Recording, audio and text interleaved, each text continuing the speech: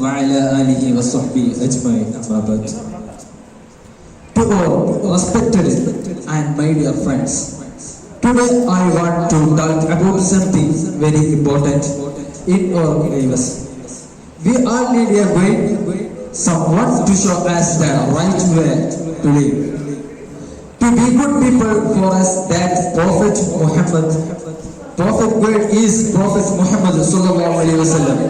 Why was he sent the problem? A long time ago, before that, Prophet began his mission. The world was in a dark place. People were very ill. They treated others badly, especially women and the poor.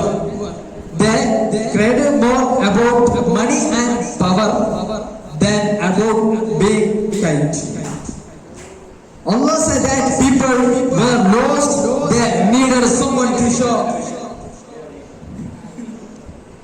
them. They were back to goodness, back to Allah. So Allah sent the Prophet Muhammad as a gift of mercy. The Quran tells us he was sent